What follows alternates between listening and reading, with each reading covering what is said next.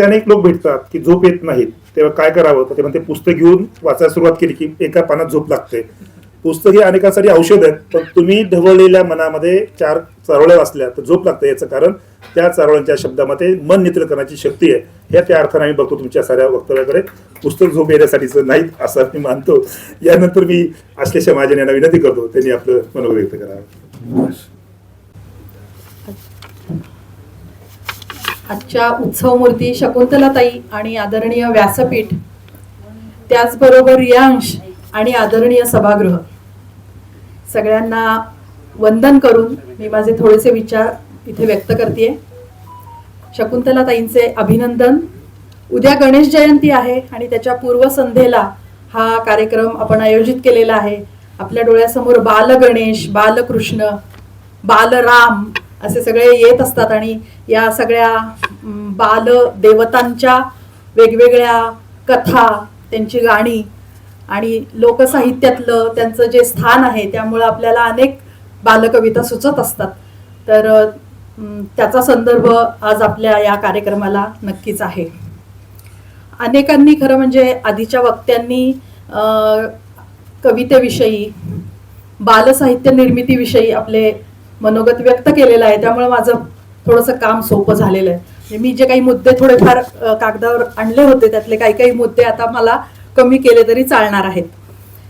तरी काही गोष्टी मला आवर्जून इथे सांगायच्यात की मुळात कविता लिहिणं म्हणजे काय असतं. तर मला असं वाटतं की सौंदर्यानुभवाचं चित्रण करणं म्हणजे कविता. आणि साहित्य क्षेत्रामध्ये सत्यम शिवम सुंदरमचा शोध घेणं, आशयघन लयकारित मनोवेधक अनुभूतींची अभिव्यक्ती आणि तीही उत्स्फूर्तपणे करणं म्हणजे खरं तर कविता असं म्हणता येईल. कवितेच्या खूप व्याख्या आहेत, त्यामध्ये अगदी संस्कृत व्याख्या पण आहेत. वाक्यम रसात्मकम काव्यम हे तर अतिशय गाजलेली व्याख्या आहे. परंतु बालकवितेविषयात आपल्याला बोलायचं आहे. ही सगळी मोठ्यांची कविता झाली. मला असं वाटतं की, आणि त्याचा उल्लेख आधीच्याही वक्त्यांनी केला खरं म्हणजे, की बालकविता लिहिण्यासाठी आणि मुळातच कविता लिहिण्यासाठी किंवा कुठलंही साहित्य निर्माण करण्यासाठी मुळात एक मातृहृदय असावं लागतं. मातृहृदय हे काही फक्त स्त्रीकडेच असतं असं नव्हे. मातृहृदय ही युनिसेक्स कल्पना आहे. ती पुरुषांमध्येही असते. आणि त्याचं एक खूप मोठं उदाहरण आपल्याला माहिती आहे, ते म्हणजे ज्ञानेश्वरांना आपण माऊली म्हणतो. ज्ञानेश्वर माऊली आहे. आणि अशाच प्रकारचं मातृहृदय असणारं व्यक्तिमत्व आपल्या महाराष्ट्रामध्ये होऊन गेलं, थोर व्यक्तिमत्व, ते म्हणजे साने गुरुजी. ज्ञानेश्वर महाराजांपासून जर आपण या बालसाहित्याचा धांडोळा घ्यायचा प्रयत्न केला आणि साने गुरुजींच्या पर्यंत जर आपण त्याची एक मोठी काळाची रेघ ओढली, तर आपल्याला असं लक्षात येईल की ज्ञानेश्वर माऊलींनी सुद्धा एक बोबडी ओवी लिहिली आहे. म्हणजे अनेक लिहिल्यात, त्यात एक बोबडी ओवी लिहिली आहे.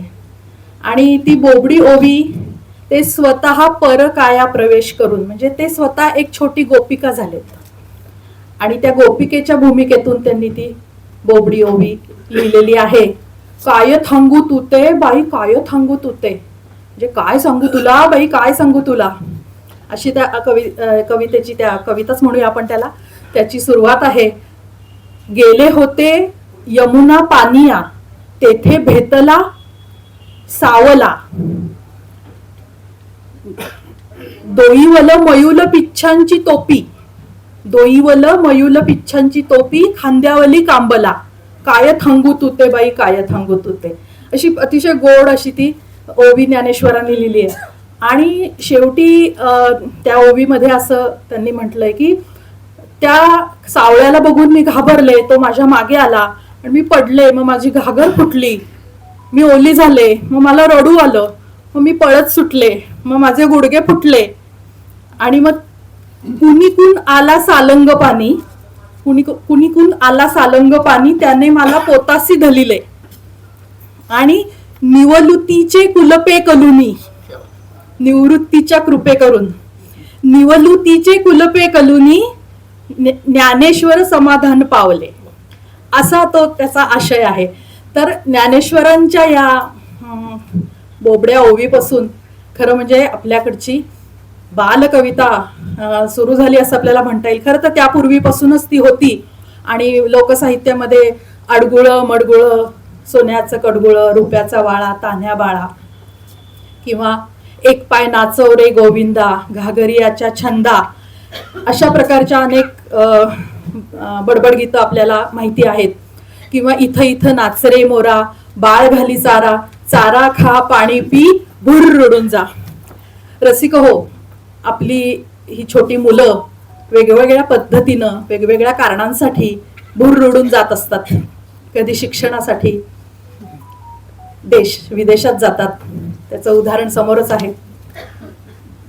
कधी नोकरीसाठी, कधी शिक्षणासाठी, कधी लग्न झाल्यावरती, काही कारणांनी स्थलांतर होतं म्हणून, काही राजकीय हेतूनी पण स्थलांतर होतं. वेगवेगळ्या कारणांनी लोक स्थलांतर करत असतात. तर ही जी उडून जाणारी, भुरकन उडून जाणारी ही जी पिढी आहे, त्या पिढीच्या प्रवासामध्ये आपण त्यांना शिदोरी द्यायला पाहिजे ना. तर ती शिदोरी आपण देत आहोत, कवितांची शिदोरी. शकुंतलाताईंनी तेच तर काम केलेलं आहे. त्यामुळे ह्या पुस्तकामध्ये या ज्या कविता आहेत ती एक प्रकारे भाषिक शिदोरी आहे, भुरकन उडून जाणाऱ्या सगळ्या मुलांसाठी, छोट्या मुलांसाठी, मोठ्यांसाठी सुद्धा. या कवयित्रीचं अभिनंदन करतानाच मला त्यांचा परिचय खूप थक्क करून गेला. खरं मी तो वाचून दाखवणार नाही, पण प्राथमिक शिक्षिका, माध्यमिक शिक्षिका, प्रशासकीय सेवेत त्या होत्या, उपशिक्षण अधिकारी वगैरे वगैरे. खूप मोठा त्यांचा परिचय आहे आणि तो परिचय पाहून असं वाटलं की अशा व्यक्तीनं, जी मुलांमध्ये राहिलेली आहे, अशा व्यक्तीनं ह्या कविता लिहिणं, याला एक फार मोठा अर्थ आहे. आणि पिंपळ पानचा संदर्भ खुद्द कवयित्रीने मगाशी दिला आणि मला मंगेश पाडगावकरांच्या ओळी आठवल्या. इथल्या पिंपळ पानावरती अवघे विश्व तरावे, या जन्मावर या जगण्यावर शतदा प्रेम करावे. पिंपळ पान म्हटलं की कवयित्रीनं पुस्तकात म्हटलंय की बोधिवृक्ष आठवतो. त्याचप्रमाणे आपल्याला आळंदीचा सोन्याचा पिंपळही आठवतो.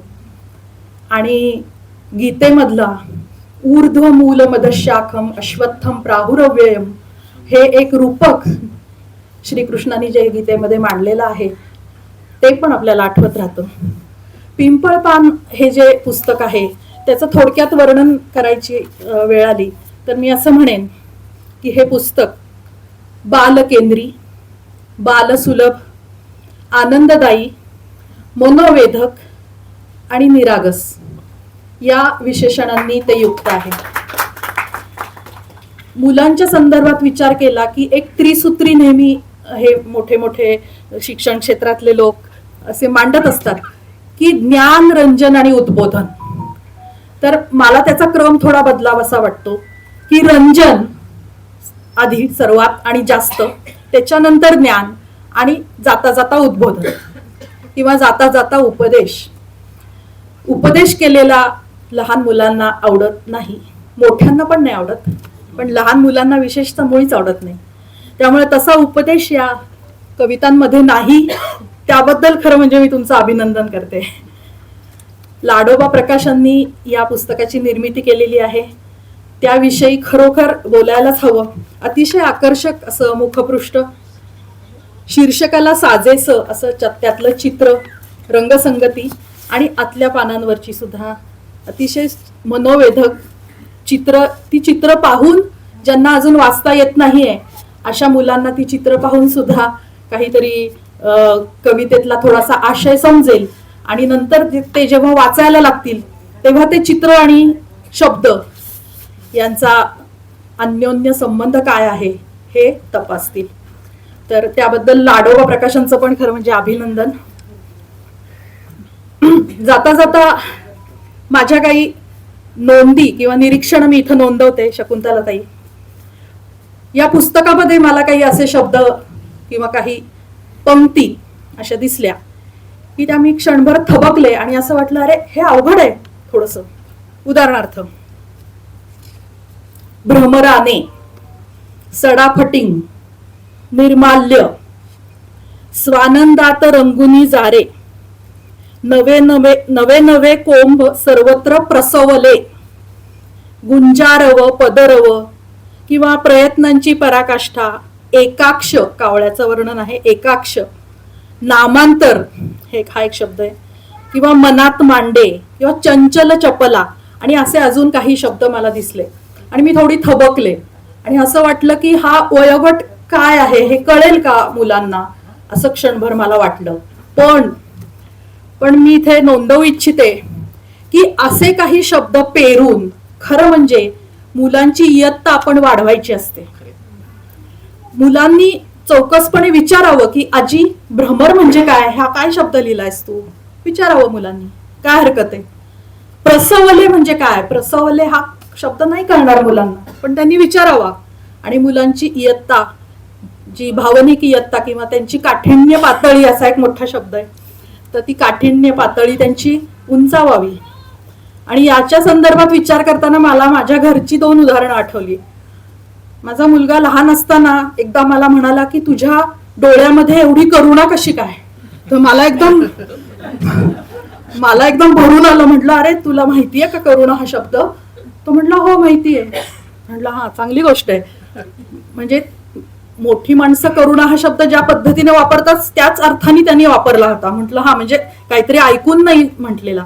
आणि धाकटा पण एकदा मला म्हटला, मी म्हटलं अरे किती वेळ कार्टून बघतोय काय हे, तर तो म्हणाला कार्टून बघताना ना मी अगदी मंत्रमुग्ध होतो. तर मी म्हटलं वा किती छान, म्हटलं मंत्रमुग्ध होणं फारच चांगली गोष्ट आहे. आणि मग मी तेही विचारलं की तुला अर्थ माहिती आहे या शब्दाचा, तर हो माहिती आहे म्हणाला. आणि त्यांनी त्याच्या पद्धतीनं त्याचं विश्लेषण केलं. तर हाच मुद्दा आहे की मुलांना काही शब्द खरंच माहिती असतात, त्यामुळं एवढं तर काही दचकायचं कारण नाही असं मीच मला नंतर समजावून सांगितलं. आणि या सगळ्या कविता संग्रहाचा मी आनंद रात्री घेतला, कारण रात्रीच मला पुस्तक मिळालं. त्यातली एक कविता वाचायचा मला मोह होतोय. ती छोटीशी कविता मी वाचते सांगतेला. आजची जी जेन झी किंवा जेन अल्फा ही जी पिढी आहे त्या पिढीला आवडेल अशी ही कविता आहे असं मला वाटतं. कवितेचं शीर्षक आहे नकोचा पाढा. आणि ही कविता मला पुन्हा तेच सांगायचंय की ही परकाया प्रवेश करून छोट्या मुलांच्या उंचीवर खाली उतरून लिहिलेली ही कविता आहे, म्हणून ती मला सर्वात जास्त आवडली. त्या कवितेतला मुलगा किंवा मुलगी जी कोणी असेल, मुलगाच, तो असं म्हणतोय, मला आवडते रिमझिम पावसात फिरायला, भिरभिर वाऱ्यात पळायला, गारगार पाण्यात डुंबायला, हळुवार आंबट चिंचा चोखायला, झिलमिल ताऱ्यांकडे पाहायला आणि उंच उंच झाडावर चढायला. पण हे सगळे मनात मांडे, पदरात पडतात रागाचे धोंडे, मातोश्री धरतात आमचा कान, उपदेश करतात वर महान. पावसात भिजून सर्दी होते, पडू नको, पडशील कोठे, पाण्यात डुंबू नकोस, घसरशील, बुडशील, चिंचा खाऊ नको, खोकत बसशील, रात्र झाली जागू नको, झाडावर कधी चढू नको. किती हे माझ्या भोवती बंध, किती हे माझ्या भोवती बंध, देवा कधी पुरतील माझे छंद, कधी संपेल हा नकोचा पाढा, कधी संपेल उपदेशाचा काढा, कधी संपेल उपदेशाचा काढा. तर अशी ही मला सगळ्यात जास्त आवडलेली कविता आहे. शेवटाकडे येताना मी असं म्हणेन की एक चित्रकार असतो आणि तो चित्रकार त्याच्या घरामध्ये रांगत असतो. छोट्या मुलांची चित्र काढणारा चित्रकार असतो आणि तो घरामध्ये रांगत असतो, छोट्या मुलासारखा, तान्ह्या मुलासारखा रांगत असतो. आणि त्याचे मित्र येतात तर तो म्हणतो हा बसा बसा मी आलोच जरा, असं म्हणून तो गोल गोल गोल गोल रांगत बराच वेळ रांगत राहिला. मग त्या मित्रांनी विचारलं, अरे काय चाललंय, अरे आम्ही आलो इथे येऊन बसलोय, तू काय किती वेळ रांगत बसलाय, काय चाललंय. तर तो म्हणाला, मी लहान मुलांचं चित्रकार आहे, लहान मुलांच्या उंचीवरती जाऊन मला निरीक्षण करावं लागतं आणि तिथे मला ज्या गोष्टी दिसतात त्या मला चित्रात काढायच्या असतात. म्हणजे असं कोपऱ्यातून पळत जाणारं झुरळ ते असं मोठ्या लोकांना असं दिसत नाही, ते लहान मुलांना दिसतं. किंवा खाली भिंतीच्या खाली अगदी कोपऱ्यामध्ये पोपडा आलेला असतो, भिंतीला रंगाचा ओघळ गेलेला असतो, तो आम्हालाच दिसतो छोट्या मुलांना. तर या गोष्टीचा मतितार्थ असा की लहान मुलांसाठी लिहिण्यासाठी किती खाली यावं लागतं, चांगल्या अर्थी बालांच्या उंची एवढं छोटं छोटं व्हायला लागतं, तरच ती कविता, तरच ती कलाकृती बालसुलभ, बालकेंद्री होते. तर पुन्हा एकदा, इथे इथे नाच रे मोरा, बाळ घाली चारा, चारा खा पाणी पी, भुर्र उडून जा, या सगळ्या मुलांसाठी आपण ही अशीच छान छान कवितांची आणि बालसाहित्याची शिदोरी त्यांना प्रवासासाठी बांधून देऊया. त्यासाठी लाडोबा प्रकाशन आहेच, सगळे सहकारी आहेत. सगळ्यांना मी धन्यवाद देते आणि थांबते.